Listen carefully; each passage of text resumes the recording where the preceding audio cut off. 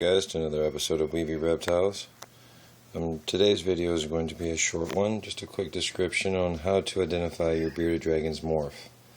I had a few friends request this, and inside this one tank I have a few different kinds of morphs that I can actually explain. We're going to start off by explaining how there's a difference between a super smooth leatherback, Italian leatherback, and you got American style smooth leatherback. The super smooth Italian leatherbacks are very clean. They almost look like they're microscale. Very, very, very clean, small reduction of scale. You'll see they're very, very small, almost not even there. Side spikes completely gone. Only like maybe one or two right there. And with your American style leatherbacks, they have more pronounced spikes on the sides. And they have more bumpier backs on the center, so you can actually feel there's more texture. That's an American leatherback and a normal leatherback. I'm sorry, American leatherback and Italian leatherback. And then you have normal scale, which is your typical scaling, which has all their spikes and stuff. But Marigold here is actually a reduced scale, because beardies usually have a lot more intense scale than this. But since we've bred out the morph so much to leatherbacks that it's about almost, I can say, at least 70% of the dragons nowadays are all either going to have some kind of reduction of scales. So a real true normal scaled beardies, they're still around. There's plenty of people still dealing with them because there's a lot of people that don't like to breed into morphs and stuff, so they like to keep the traditional beautiful bearded dragon the same, so they don't add it, and it always keeps them to have those intense strong spiking. Alright, now the next thing I'm going to explain to you guys is translucent and normal. Translucent is an easy way to describe, easy way to identify, because they have solid black eyes, like Dove and Bamba have solid black eyes. They'll have, right now she's a little older, so you won't be able to see it as well, but I'll show you right now with one of the babies. Now, when you have a translucent young one, you can see through their belly. See how the belly has like a kind of a bluish tone to it? Once it focuses, you'll probably be able to see it better. But you kind of see a blue tone. It's because you can actually see through his belly into his guts. This is my buddy Torch as well. He's a translucent normal scale. Those are two characteristics you want to look for a translucent, if they have the solid black eyes. And sometimes what they'll have is a partial trans, where the dragon will have the see-through scalation. Like, see, translucents also have where their spikes will also have a little bit of a translucent to them right at the end, the tips. So if your dragon doesn't have the solid black eyes, but does have the clear belly, or anything of that nature, something that shows that it has one trait but not all traits, we call those partial trans and partial morphentations. Those are really not the best dragons to breed because of the partial trans.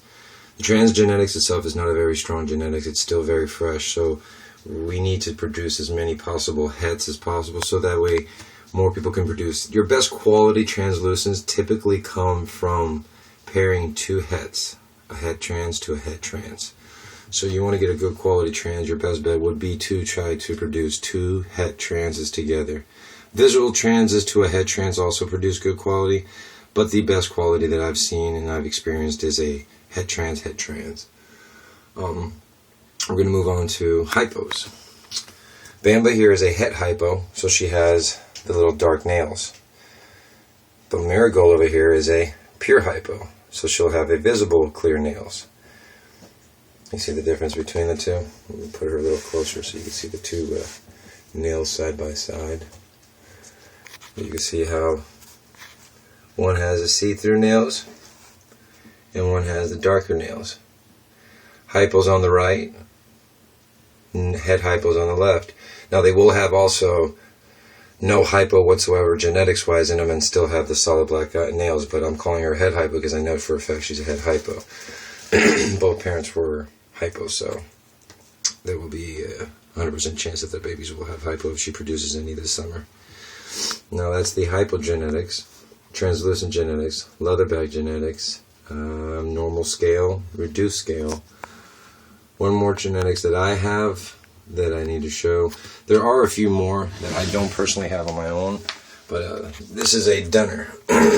Now, Dunner trait is also a new morphification that has just been coming out in the market for the last year and a half or so.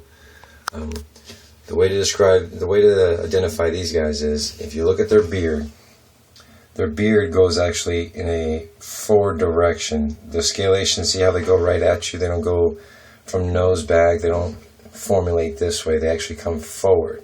So if you were to pet his beard this way, it would feel fine, but when you do it this way, there's resistance. Another thing that you have to look for in a Dunner is they have very large hands and feet. So they're larger than normal. Also, a trait that you'll find in a Dunner is that their tail base actually starts off much longer before it actually starts to thin out. See how the base of his tail has a lot more girth all the way down than a typical bearded dragon? That's a typical thing you could see for a Dunner, I'm sorry. Also, if you notice their scales on their feet, on their legs, arms, body, everything, it actually goes up. It doesn't go down uniformed, like I'll show you right now. As you can see with Marigold, all her spikes go down. They go in a form down. They all aim downwards, towards her knees or towards the ground. But with a Dunner, they actually just go up. They kind of look like freckles or porcupines, kind of. They feel like Velcro when you pet them because all their spikes are in the air, straight up. They don't go downwards, so there's no like if you pet them this way it's smooth, if you pet them this way it's smooth, they just go up.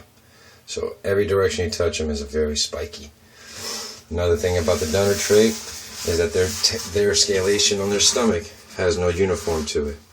So it'll look all blotchy and stuff. He's not liking this, so I'm going to do this for a quick second. But you can see kind of like there's blotches. Like right in the middle there's a blotch of scalation, and there's no uniform direction for their scalation. Another thing that is a very common Dunner trait, I don't know if my camera's going to be able to focus this on it, but the Dunners have a very unique patternation on their eyes, where they only have like these two identified lines on opposite sides and clean on the up and down. It's very hard to actually catch on the camera, but it's something that is very common with them. You can also see how their spiking is very intense on their sides. It goes all the way underneath. Dunners are very, very patternful animals. You'll see their patternation on their tail also does not go into a line pattern where it will be horizontal lines. They actually go vertical, or mostly you'll see spots. Spots is a Dunner trait. So when you see a spotted dragon, typically that's a Dunner. What I mean by spots is like their legs don't have the lines like I explained. They have spikes, or they have spots. So, like, it's easier to show on a baby because the older they are, the more their lines go. But you can see how she has lines.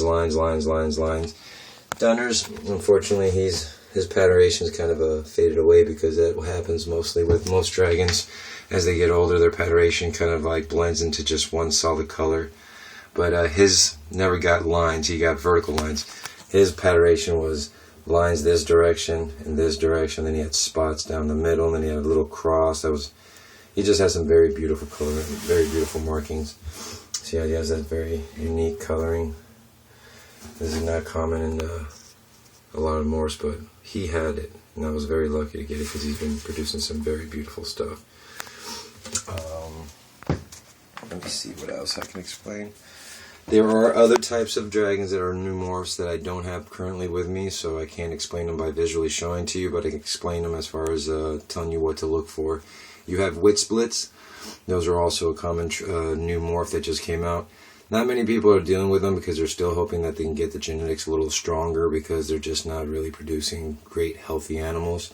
To identify a wit split, typically patternless, solid one color. There's no striping down the eyes, there's no patterns on the back, there's literally no patterns whatsoever.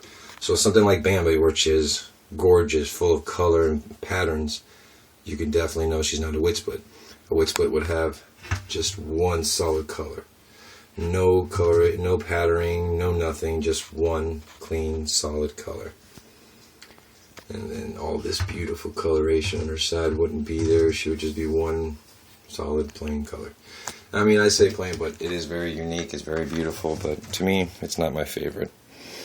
Alright guys, if you have any questions, write them on the comments. If you have any suggestions on certain videos you'd like to see, just go ahead and write them down. Thank you again. Enjoy.